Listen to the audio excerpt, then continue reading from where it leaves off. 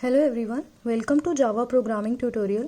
In this lecture I will teach you the meaning of system.out.println in Java.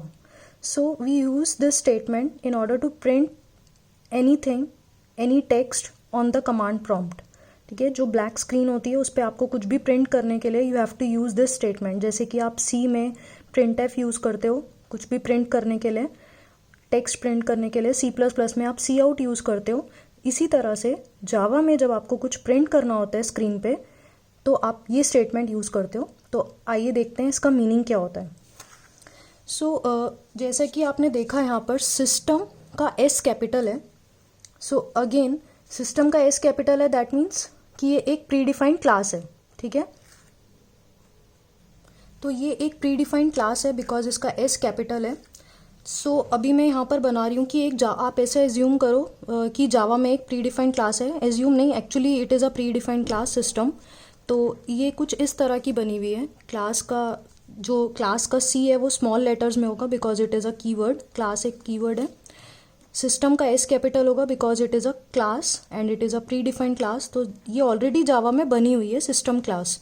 अब इसके अंदर क्या लिखा हुआ है, पब्लिक स्टैटिक प्रिंट स्ट्रीम. मैं अभी आपको सबका मीनिंग एक्सप्लेन कर दूंगी. ठीक है, प्रिंट स्ट्रीम आउट. और ये और भी कोडिंग होगी इसके अंदर. और ये क्लास यहाँ पर से सपोज बंद हो गई. अभी बाकी की कोडिंग से हमें मतलब नहीं है. एक और क्लास है प्रिंट स्ट्रीम नाम की क्लास है. ठीक है, वो भी एक प्रीडिफाइंड क्लास है इसीलिए उसका पी कैपिटल है. इसके अंदर एक मेथड है पब्लिक स्ट्रिंग उसका रिटर्न टाइप है. And print stream println, method का नाम है प्रिंट एलन. और इसमें कोडिंग हुई हुई है. क्या कोडिंग हुई है कि कोई भी टेक्स्ट होगा वो कमांड प्रॉम्प्ट पे प्रिंट करना है. तो ये सब ऑलरेडी जावा में बना हुआ है. हमने कुछ बनाया नहीं है, ना सिस्टम क्लास बनाई है ना प्रिंट स्ट्रीम क्लास बनाई है. इसी तरह से प्रिंट एलन भी एक मेथड है. ठीक है, और इसका रिटर्न टाइप क्या है, स्ट्रिंग. और जितने भी जावा में प्रीडिफाइंड मेथड्स होते हैं उनका जो फर्स्ट लेटर होता है वो स्मॉल होता है. ठीक है, तो ये एक प्रीडिफाइंड मेथड है. अब देखो क्या लाइन है, अब हम एक एक करके समझ लेंगे. तो आपको बस दिमाग में यहाँ पे ये रखना है कि ये एक प्रीडिफाइंड क्लास है. इसके अंदर एक ये स्टेटमेंट लिखी हुई है और भी कुछ कोडिंग है. प्लस एक और क्लास है प्रीडिफाइंड प्रिंट स्ट्रीम क्लास. उसमें भी एक मेथड है प्रिंट एलन नाम का जिसका काम क्या हो रहा है कि स्क्रीन पे कुछ भी प्रिंट करना. ठीक है, और भी कोई कोडिंग होगी उससे हमें अभी इस ट्यूटोरियल में कोई अभी उसमें हम यूज़ नहीं कर रहे हैं. तो अभी मैं यहाँ पर उस कोडिंग को नहीं बताऊंगी. तो अब देखो क्या स्टेटमेंट है, क्या लाइन है, सिस्टम. ठीक है, सिस्टम एक प्रीडिफाइंड क्लास है जैसा कि मैंने आपको बताया. S capital. आप जब भी कोड करोगे तो system dot out dot println में एस को हमेशा कैपिटल रखोगे because it is a predefined class. अब मैंने यहाँ पर लिखा डॉट, और जैसे ही मैंने डॉट लिखा क्या लिखा है उसके बाद आउट. तो that means class name dot लगाकर अगर मैं किसी भी मेंबर को कॉल कर रही हूँ उस क्लास के, दैट मीन्स वो मेंबर क्या है, स्टैटिक मेंबर है. इसीलिए यहाँ पर ये स्टैटिक है. मैंने आपको लास्ट ट्यूटोरियल में बताया था स्टैटिक कीवर्ड का मीनिंग क्या होता है. अगर किसी भी मेंबर के आगे, क्लास के किसी भी मेंबर के आगे अगर स्टैटिक कीवर्ड लग जाता है तो उस केस में हमें उस क्लास के मेंबर को कॉल करते टाइम ऑब्जेक्ट बनाने की ज़रूरत नहीं पड़ती है. हम डायरेक्टली उसको क्लास नेम से कॉल कर सकते हैं. तो अगर मैंने यहाँ पर क्लास नेम लिखा है और डॉट लिखा है, इसके आगे मैं कुछ भी लिखूंगी दैट मीन्स कि वो मेंबर जो भी मैंने यहाँ पर लिखा है वो स्टैटिक मेंबर है इस क्लास का. ठीक है, अगर कोई मेंबर स्टैटिक होता है तो मुझे उसको कॉल करने के लिए, उसको यूज़ करने के लिए ऑब्जेक्ट बनाने की नीड नहीं होती. हम डायरेक्टली उसको क्लास नेम से कॉल कर सकते हैं.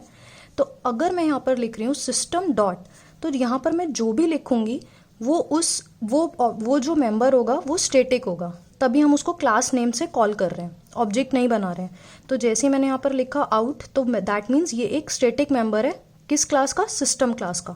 तो आप यहाँ पर देख रहे होगे क्लास सिस्टम है और आउट जो मेंबर है, जो मेंबर है वो क्या है, स्टैटिक मेंबर है. ठीक है, और ये आउट है क्या, ये एक रेफरेंस वेरिएबल है. ठीक है, रेफरेंस वेरिएबल है मतलब ये किसी ऑब्जेक्ट को ही पॉइंट कर रहा होगा. ठीक है, जैसे मैंने आपको बताया था. तो अगर कोई रेफरेंस वेरिएबल किसी ऑब्जेक्ट को पॉइंट करता है तो हम उसको ऑब्जेक्ट भी बोल सकते हैं. तो आउट को हम एक ऑब्जेक्ट भी बोल सकते हैं.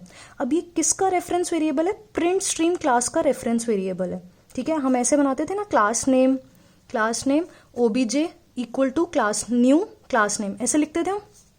ठीक है, तो मैं क्या बोलती थी, क्लास नेम के आगे जो भी लिखा है वो क्या है, रेफरेंस वेरिएबल है। तो ये जो रेफरेंस वेरिएबल है आउट, ये किस क्लास का रेफरेंस वेरिएबल है, प्रिंट स्ट्रीम क्लास का, जो कि मैंने यहाँ पे डिफाइन किया हुआ है सिस्टम क्लास में, ठीक है। तो प्रिंट स्ट्रीम क्लास का रेफरेंस वेरिएबल है आउट। दैट मीन्स कि ये एक ऑब्जेक्ट ही हम इसको बोल सकते हैं कि आउट एक ऑब्जेक्ट है किसका, प्रिंट स्ट्रीम का, ठीक है। तो अब अगर मुझे, अब उसके बाद नेक्स्ट लाइन के आउट डॉट प्रिंट एलन। अब आप, और जो ये आउट है वो जो ये प्रिंट एलन मेथड है, ठीक है, ये जो प्रिंट एलन मेथड है वो स्टेटिक नहीं है, ठीक है। अब मुझे इस मेथड को कॉल करना है, तो मैं किससे कॉल करूंगी, ऑब्जेक्ट के नाम से, ठीक है। और आउट किसका ऑब्जेक्ट है, प्रिंट स्ट्रीम क्लास का ऑब्जेक्ट है। तो यहाँ पर मैंने लिखा आउट डॉट प्रिंट एलन। क्यों, क्योंकि मुझे किसी भी मेथड को अगर कॉल करना होता है तो हम उसको ऑब्जेक्ट के नाम से ही तो कॉल करते हैं, और किसके ऑब्जेक्ट के नाम से, जो मेथड हम कॉल कर रहे हैं उसी क्लास के ऑब्जेक्ट के नाम पे। तो ये आउट जो है वो ऑब्जेक्ट किसका है, प्रिंट स्ट्रीम क्लास का ही है, ठीक है। और प्रिंट स्ट्रीम क्लास के मेथड को अगर मुझे कॉल करना है तो मैं उसके ऑब्जेक्ट के साथ ही करूंगी, ऑब्जेक्ट डॉट जो भी मेरे मेथड का नाम है वो प्रिंट एलन। और अब ब्रैकेट में आप जो भी लिखोगे, आपने लिखा हेलो, ठीक है, और सेमीकोलन क्लोज और इन्वर्टेड कॉमर्स क्लोज और सेमीकोलन, तो ये हेलो एज इट इज़ आपके कंप्यूटर की कमांड प्रॉम्प्ट पे प्रिंट हो जाएगा। जैसे आप प्रिंट एफ करते हो सी में, C++ में आप सी आउट करते हो, सेम वे में आपको ये लाइन लिखनी है। तो मैं एक बार जल्दी से इसको दोबारा से ब्रीफ कर देती हूँ। सिस्टम एक प्रीडिफाइंड क्लास है, डॉट आउट जैसे ही मैंने लिखा तो वो एक स्टैटिक मेंबर है सिस्टम क्लास का, इसलिए क्लास के नाम से मैंने इसको कॉल करा। अब प्रिंट एलन मेथड को मुझे कॉल करना है, तो मुझे आउट डॉट क्यों किया मैंने, किसी भी मेथड को, जैसे मैंने यहाँ पर एक मेथड क्लास बना दी ABC, और उसके अंदर एक मेथड है से सपोज डिस्प्ले नाम का मेथड है, ठीक है। और इस मेथड को अगर मुझे कॉल करना है आउटसाइड दी क्लास, तो मैं इस क्लास का ऑब्जेक्ट बनाऊंगी, तो obj डॉट डिस्प्ले करूंगी। इसी तरह से प्रिंट एलन को कॉल करना था, तो प्रिंट स्ट्रीम क्लास का ऑब्जेक्ट है आउट, तो obj मीन्स ऑब्जेक्ट का नाम डॉट प्रिंट एलन। तो इस तरह से हम इसको कॉल करते हैं। तो बेसिकली सिस्टम इस तरह से ही बन जाएगा, सिस्टम के बाद आउट, उसके बाद प्रिंट एलन, ठीक है। आई होप ये आपको क्लियर हो गई होगी पूरी लाइन कि सिस्टम क्यों यूज़ करते हैं हम, कंसोल पे प्रिंट करने के लिए, सिस्टम डॉट आउट, ठीक है। इस तरह से हम इसको यूज़ करते हैं। अब देखो प्रिंट एलन भी होता है और प्रिंट भी होता है, दोनों होते हैं, प्रिंट एलन भी होता है, प्रिंट भी होता है, दोनों में डिफरेंस क्या है, ठीक है। मैंने एक बार ही लिखा प्रिंट हेलो, तो जब आउटपुट आएगा ना, जैसे कि यहाँ पर आउटपुट आएगा, अगर मैंने लिखा है प्रिंट हेलो, ठीक है, तो आउटपुट आएगा तब, तो कर्सर यहीं रहेगा, ठीक है।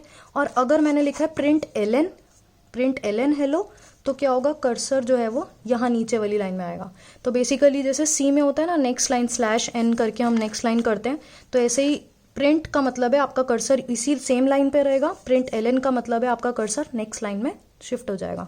तो आई होप आपको ये अच्छे से क्लियर हो गया होगा। System dot out dot println, जब भी आपको जावा में कुछ भी प्रिंट करना है, you have to use this whole statement, system dot out dot println. I hope this is clear now. Thanks for watching my video. Thank you so much everyone.